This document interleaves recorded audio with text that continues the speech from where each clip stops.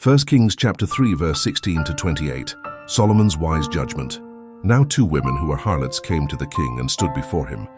And one woman said, "O my lord, this woman and I dwell in the same house.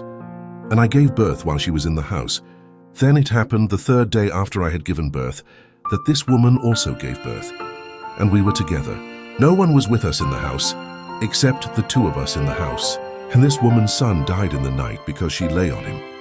So she arose in the middle of the night and took my son from my side, while your maidservant slept, and laid him in her bosom, and laid her dead child in my bosom. And when I rose in the morning to nurse my son, there he was, dead. But when I had examined him in the morning, indeed he was not my son whom I had borne." Then the other woman said, "No, but the living one is my son, and the dead one is your son."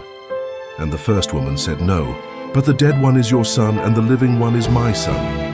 Thus they spoke before the king. And the king said, the one says, "This is my son who lives, and your son is the dead one." And the other says, "No, but your son is the dead one, and my son is the living one." And then the king said, "Bring me a sword."